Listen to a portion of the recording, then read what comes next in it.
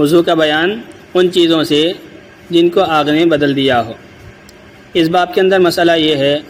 کہ اگر کسی نے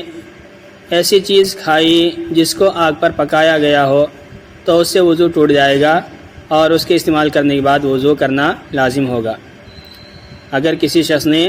کوئی ایسی چیز کھائی جس کو آگ پر پکایا گیا ہو، چاہے ایسا پانی پیا، چاہے ایسی چائے پی کہ جس کو آگ پر پکایا گیا ہو، تو اس کی وجہ سے وضو ٹوٹ جائے گا اور دوبارہ وضو کرنا لازم ہوگا۔ اس باب کے اندر یہ مسئلہ ہے۔ اگلا باب آ رہا ہے جس میں اس بات کی اور وضاحت ہے کہ یہ حکم پہلا تھا اور پھر نبی علیہ الصلوۃ والسلام نے آگ پر پکی ہوئی چیز کو کھایا اور اس کے باوجود آپ نے وضو نہیں کیا تھا۔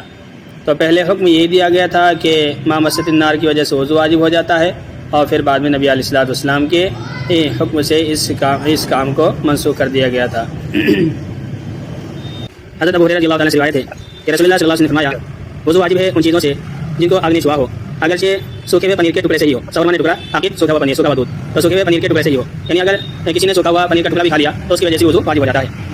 تو راوی کہتے ہیں ان سے عبداللہ بن عباس نے کہا کہ کیا ہم تیل سے وضو کریں گے، کیا ہم گرم پانی سے وضو کریں گے؟ تو ابو ہریرہ نے کہا اے بھتیجے، جب تم کوئی حدیث نبی علیہ الصلوۃ والسلام کے حوالے سے سنو تو اس کے لیے مثال بیان نہ کرو۔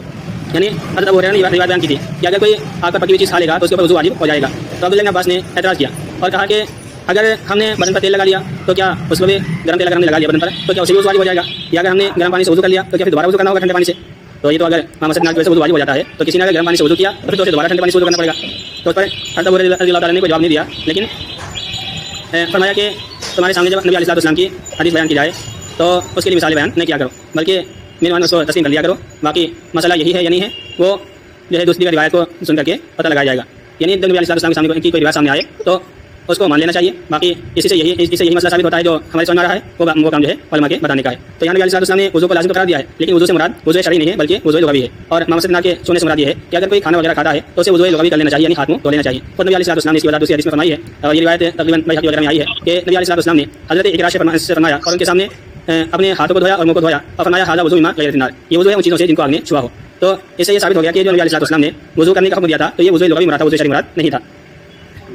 اس باب میں تمہیں حبیبہ ام سلمہ، زید بن ثابت، ابو طلحہ، ابو ایوب، ابو موسیٰ رضی اللہ تعالیٰ سے روایت ہے۔ امام ترمذی فرماتے ہیں کہ بعض اہل علم کی رائے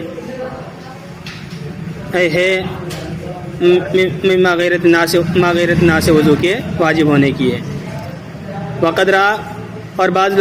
علماء کی رائے ہے وضو لغوی اور وضو شرعی میں کیا فرق ہے؟ وضو لغوی تو یہ ہے یعنی ہاتھ صفائی کرنا، وضو لغوی مطلب وضو کرنا یعنی دھونا، ہاتھوں کو دھو لینا، منہ کو دھو لینا، یہ وضو لغوی ہوتا ہے۔ وضو شرعی یہ ہے کہ باقاعدہ ہاتھ پیر دھوئے جائیں، جو قرآن کریم میں اس کا تذکرہ آیا ہے، تو یہ وضو شرعی کہلاتا ہے۔ اور بعض اہل علم کی رائے وضو کے واجب ہونے کی ان چیزوں سے جن کو آگ نے بدل دیا ہو، اور نبی علیہ الصلوۃ والسلام کے صحابہ میں سے اکثر اہل علم اور تابعین اور بعض والوں میں سے وضو کے ترک پر قائم ہے ان چیزوں سے جس کو آگ نے بدل دیا ہو۔ تو اکثر اہل علم نبی علیہ الصلوۃ والسلام کے صحابہ اور تابعین اور بعض والوں میں سے وضو کے ترک پر ہیں ان چیزوں سے جس کو آگ نے بدل دیا ہو۔ تو تمام ائمہ اس بات پر متفق ہیں کہ وضو کرنا لازم نہیں ہوتا ہے اگر کسی چیز کو استعمال کر لیا جائے جس کو آگ پر گرم کیا گیا ہو۔